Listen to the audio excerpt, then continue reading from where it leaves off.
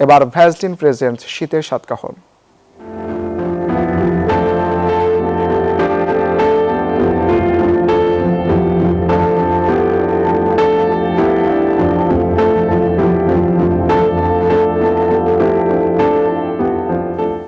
মৌলভীবাজারে কনকনে শীত ও হিমেল হাওয়ায় বেড়েছে শীতের তীব্রতা। আবহাওয়ার তারতম্য ও শীতের দাপটে বিপর্যস্ত হয়ে পড়েছে জনজীবন। কুয়াশায় ঢাকা পড়েছে কৃষিক্ষেত, রাস্তাঘাট সহ গ্রামীণ জনপদ। সন্ধ্যা থেকে সূর্য না ওঠা পর্যন্ত হাড় কাঁপানো শীতে হিমশিম খাচ্ছে শীতার্তরা। শেখ সিরাজুল ইসলাম সিরাজের পাঠানো তথ্য চিত্রের ডেস্ক রিপোর্ট। বাংলাদেশের উত্তর পূর্বাংশে অবস্থিত অপরূপ প্রাকৃতিক সৌন্দর্যের জেলা মৌলভীবাজার। পর্যটন, হাওর আর চায়ের রাজ্যখ্যাত মৌলভীবাজারে গত এক সপ্তাহ ধরে তাপমাত্রা 10 থেকে 13 ডিগ্রির মধ্যে উঠানামা করছে। দুপুরের আগে সূর্যের দেখা মেলে না। আবহাওয়া অফিস বলছে, গত কয়েকদিনে সর্বনিম্ন 10 ডিগ্রি সেলসিয়াস তাপমাত্রা রেকর্ড করা হয়েছে। আবার চলতি মাসে শৈত্যপ্রবাহের সম্ভাবনাও আছে। জেলা প্রশাসক জানিয়েছেন, এরই মধ্যে 7,000 শীতবস্ত্র ক্রয় করা হয়েছে, যেগুলো উপজেলা প্রশাসনের মাধ্যমে বিতরণ করা হবে।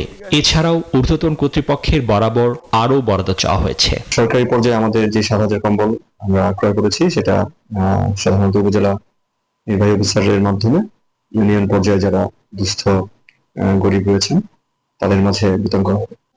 স্থানীয় স্বাস্থ্য বিভাগ বলছে, শীতে গত কয়েকদিনে সর্দি কাশি সহ বিভিন্ন রোগে আক্রান্তের সংখ্যা বাড়ছে।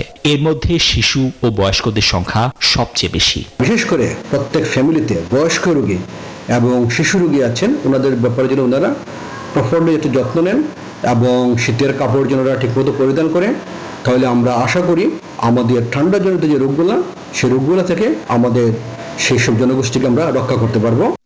শীতের তীব্রতা বাড়ায় চা বাগান সহ গ্রামীণ জনপদে শ্রমজীবী ও নিম্ন আয়ের মানুষের দুর্ভোগ বেড়েছে। রাতে ঠান্ডা, সকালও ঠান্ডা, আমি যা রুজি করি পেটে চলে যায়, তো আমি কিনবো কই থাকি। যে পরিমাণে ঠান্ডা পড়ছে আপনারা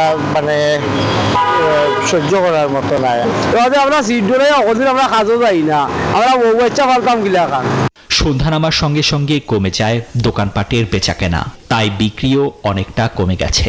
প্রত্যেকটা বড় বড় শপিং মল যেভাবে শীতের মালের কালেকশন আছে, সেই তুলনায় আসলেই ক্রেতা সংকট। প্রচন্ড শীত, এখন আগের মতো আর কাস্টমার হয় না। তীব্র শীতে কাবু অসহায় মানুষের পাশে দাঁড়ানোর জন্য সরকারের পাশাপাশি দেশি বিদেশিরা এগিয়ে আসবেন, এমনটাই আশা সচেতন মহলের। Desk report, news 24।